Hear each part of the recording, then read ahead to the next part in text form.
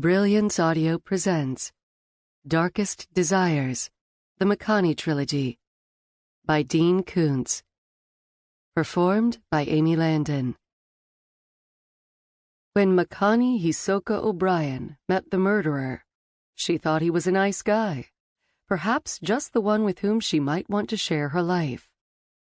That warm Wednesday in August, the Southern California sky was as wide as the universe, as deep as infinity, as blue as Makani's eyes, and she could no more resist the call of the ocean than she could switch off her compulsion to breathe.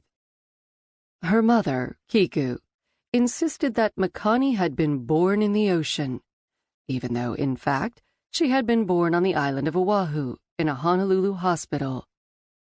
What her sweet makuhine meant was that Makani had been conceived in the sea, in the gently breaking surf, on a deserted and moonlit beach. Makani had pieced this saucy truth together from a series of little things her parents had said over the years, and from looks they exchanged and meaningful smiles they shared. Although she was a native Hawaiian, Kiku had been taught reserve and discretion by her traditionalist Japanese mother. She would not speak of love-making in any but the most oblique fashion.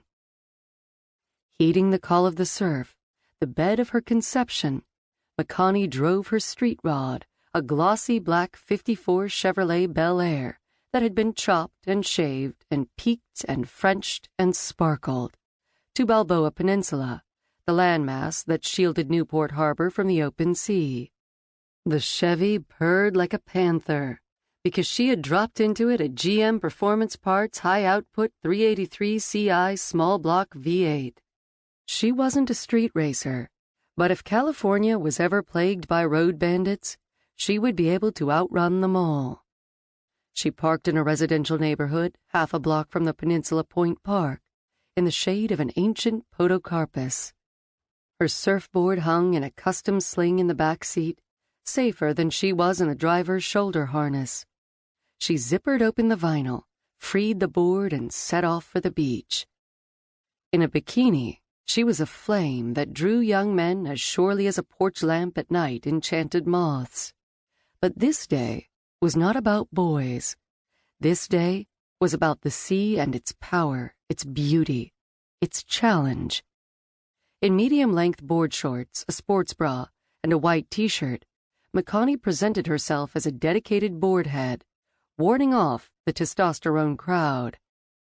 One of the most famous surfing destinations in the world was the Wedge, formed by a pristine beach and the breakwater of stacked boulders that protected the entrance channel to Newport Harbor. On other days, when the waves were behemoths, smoking in from a South Pacific storm a few thousand miles away, surfers were in danger of being driven onto the rocks. Some had died there. Makani walked the wet, compacted sand up peninsula for about 150 yards, giving the Wedge the respect it deserved. The waves were maybe 8 to 9 feet, glassy, pumping nicely, in sets of 4 and 5, with calmer conditions between. She waited for the sea to slack off briefly before she paddled out to the lineup. Other surfers straddled their boards, anticipating the next swell. All of them guys, and good citizens who kept their distance from one another and were unlikely to snake someone else's wave. One surfer, one wave was the natural law. She had to wait through 2 sets before her turn came with the third. She caught one of the largest swells she had yet seen, rising from 2 knees to 1 and then to her feet. She executed a floater off the curling lip, and as she slanted down the face, she realized the breaker was big enough and had sufficient energy to hollow out.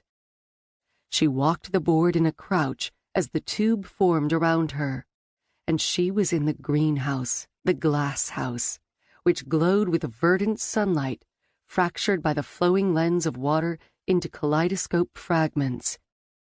Riding the tube was the greatest thrill in surfing. There could have been no better start to the session. As usually happened when the swells formed high, she found herself deep in the thrall of the Pacific, all sense of time washed away. As the hours passed, she spoke to no one, communed only with the sea, in a kind of pleasant trance,